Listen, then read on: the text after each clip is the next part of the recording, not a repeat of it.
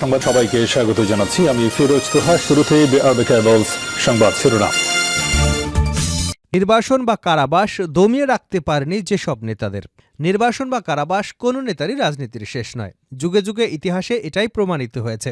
বৃহস্পতিবার তারেক রহমানের বর্ণাঢ্য স্বদেশ প্রত্যাবর্তনে তা আবারও প্রমাণিত হল। এমন কয়েকজন প্রভাবশালী নেতার মধ্যে ইরানের আয়াতুল্লাহ খোমেনি, রাশিয়ার ভ্লাদিমির লেনিন, দক্ষিণ আফ্রিকার নেলসন ম্যান্ডেলার ইতিহাস নজির হয়ে আছেন। প্রিয় দর্শক, এ বিষয়ে থাকছে একটি বিস্তারিত প্রতিবেদন, সঙ্গে থাকুন। এবারে জানাবো ভারত জুড়ে বড়দিন এবং খ্রিস্টান সম্প্রদায়ের উপর হিন্দুত্ববাদীদের হামলা, নীরব মোদী সরকার। এদিকে বৈষম্যহীন দেশ গড়তে কাজ করবে জামায়াত, বললেন ডাক্তার শফিকুর রহমান। জানাবো রোহিঙ্গা ক্যাম্পে এক রাতে 2 অগ্নিকাণ্ড, পুড়ল স্বাস্থ্যকেন্দ্র।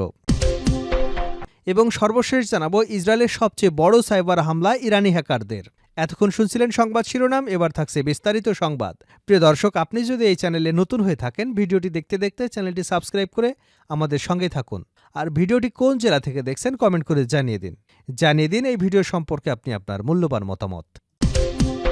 নির্বাসন বা কারাবাস দমিয়ে রাখতে পারেনি যেসব নেতাদের। নির্বাসন বা কারাবাস কোনো নেতার জন্য রাজনীতির শেষ নয়। যুগে যুগে ইতিহাসে এটিই প্রমাণিত হয়েছে। বৃহস্পতিবার তারেক রহমান বর্ণাঢ্য স্বদেশ প্রত্যাবর্তনে তা আবারও প্রমাণিত হল।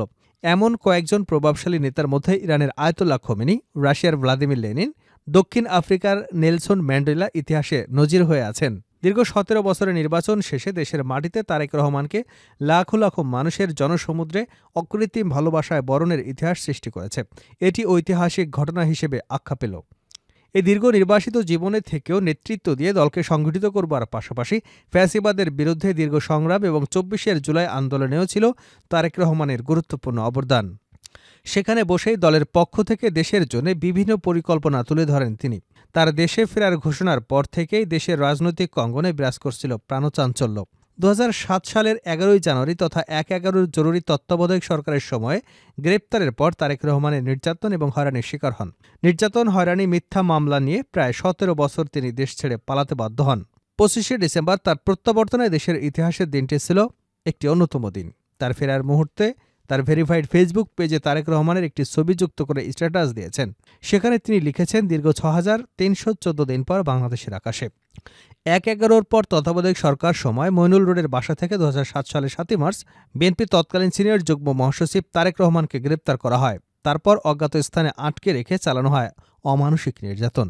ওই বছর 28 নভেম্বর আদালতের কাঠগড়ায় দাঁড়িয়ে নিপীড়নের বর্ণনা তুলে ধরেন তিনি। রিমান্ড, নির্যাতন, 554 দিন বা 18 মাস কারাভোগের পর 2008 সালের 3রা সেপ্টেম্বর চিকিৎসার জন্য লন্ডনে যান তারেক রহমান। লন্ডনে যাওয়ার পরও তার উপর থামেনি মামলার খড়গ। সেনা সমর্থিত তত্ত্বাবধায়ক সরকারের আমলে 13টি এবং আওয়ামী সরকারের আমলে তার বিরুদ্ধে 72টি মামলা হয়।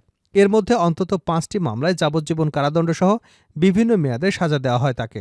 এসব মামলায় আইনি প্রক্রিয়ায় তিনি যুক্ত হন। দীর্ঘ 17 বছরের অপেক্ষার শেষে বৃহস্পতিবার জন্মভূমিতে পা রেখেছেন বিএনপির ভারপ্রাপ্ত চেয়ারম্যান তারেক রহমান।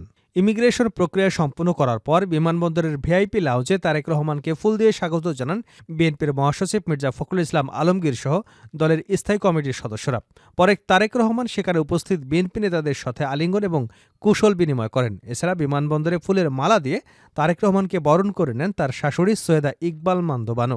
বিমানবন্দরের ভিআইপি লাউঞ্জ থেকে বের হয়ে খালি পায়ে মাটি স্পর্শ করে এক মুঠো মাটি হাতে নেন তারেক রহমান। এরপর বুলেট প্রুফ গাড়ি বাদ দিয়ে সবার আগে বাংলাদেশ খচিত লাল সবুজ রঙের একটি বাসে চড়ে পূর্বাচলে 300 ফিটের তার রাস্তার জন্য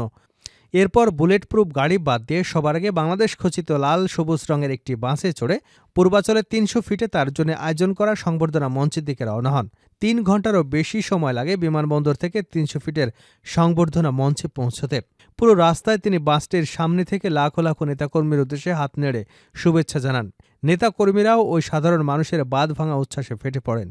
নেতাকর্মীরা স্লোগানে প্রকম্পিত করে রাখে। সংবর্ধনায় 16 মিনিট বক্তব্য রাখেন তারেক রহমান। তার বক্তব্যে ঐক্যবদ্ধ বাংলাদেশ গড়তে জনমানুষের আকাঙ্ক্ষা প্রকাশ পেয়েছে বলে ফেসবুক পেজে অগণিত মানুষের তাদের প্রতিক্রিয়ায় উল্লেখ করেছে। আয়াতুল্লাহ খোমেনি ইরানের বাদশাহ মোহাম্মদ রেজা পাহলভির স্বৈরশাসনের বিরোধিতার কারণে 1964 সালে দেশ থেকে বাধ্য হন আয়াতুল্লাহ আল খোমেনি। তাকে দীর্ঘ নির্বাসনে থাকতে হয়। তিনি প্রথমে তুরস্ক, তারপর ইরাক এবং ফ্রান্সে নির্বাসিত জীবন কাটালেও সেখান থেকে তিনি বিপ্লবী আন্দোলন চালিয়ে যান। 1979 সালে শাহ সরকারের পতনের ওই বছরই 1 ফেব্রুয়ারি আয়াতুল্লাহ খোমেনি ইরানে প্রত্যাবর্তন করেন। দেশে ফিরে ইসলামী বিপ্লবের নেতৃত্ব দেন এবং ইরানের সর্বোচ্চ ক্ষমতাধর নেতা হিসেবে আত্মপ্রকাশ করেন। Vladimir Lenin. রুশ জার শাসনের বিরুদ্ধে আন্দোলনের কারণে লেনিন বারবার গ্রেপ্তার এবং নির্বাসনের শিকার হন। তার প্রথম নির্বাসন নিজ দেশে 1897 থেকে 1900 সালে। এরপর সাইবেরিয়া, ইউরোপে নির্বাসিত অবস্থায় তিনি বলশেভিক মতাদর্শ গড়ে তোলেন। 1917 সালে রাশিয়ায় ফিরে অক্টোবরে বিপ্লব সংগঠিত করেন। লেনিনের নির্বাসকালেই তার রাজনৈতিক চিন্তা পরিপক্ক হয় এবং রুশ বিপ্লবের সাফল্যে ভূমিকা রাখেন। Nelson Mandela. বর্ণবাদ বিরোধী আন্দোলনের কারণে 1964 সালে যাবজ্জীবন কারাদণ্ড পান নেলসন ম্যান্ডেলা। টানা 27 বছর কারাবাসে থাকার পর 1990 সালে মুক্তি পান। পরে শান্তিপূর্ণ আলোচনার মাধ্যমে বর্ণবাদী শাসনের অবসান ঘটান এবং 1994 সালে দক্ষিণ আফ্রিকার প্রথম কৃষ্ণাঙ্গ প্রেসিডেন্ট নির্বাচিত হন। কারাগারে ম্যান্ডেলার জীবনকে ঘৃণার বদলে ক্ষমা এবং সহিষ্ণুতার আদর্শে গড়ে তোলে। রোহিঙ্গা ক্যাম্পে এক রাতে 2 অগ্নিকাণ্ড, পুরল স্বাস্থ্যকেন্দ্র। এক রাতের ব্যবধানে 2টি স্থানে পরপর অগ্নিকাণ্ডের ঘটনা ঘটেছে। শুক্রবার ভোরে ক্যাম্প 4-এর ডি ব্লকে আগুন লেগে একটি স্বাস্থ্যকেন্দ্র সম্পূর্ণভাবে ভস্মীভূত হয়েছে। এর আগের রাতেই কুতুপালং নিবন্ধিত ক্যাম্পে 5টি বসতঘর পড়ে যায়। ফলে শীতের মৌসুমে ঘন ঘন অগ্নিকাণ্ডে ক্যাম্প এলাকায় আতঙ্ক আরও বেড়ে গেছে। শুক্রবার ভোর 5টায় মধুরছড়া এলাকার 4 নম্বর ক্যাম্পের ডি ব্লকে ওবার্ট হেলথ পোস্ট নামের পরিচিত একটি স্বাস্থ্যকেন্দ্রে আগুন লাগে।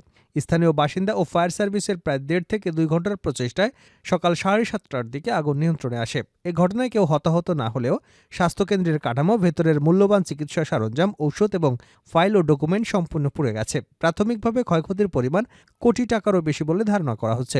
2017 সালে মিয়ানমার থেকে নির্যাতনের মুখে পালিয়ে বাংলাদেশে আশ্রয় নেওয়া রোহিঙ্গাদের জন্য দাতব্য সংস্থা ওবার্ট হেল্পার্স ইউএসএ এর স্বাস্থ্যকেন্দ্রটি প্রতিষ্ঠা করে।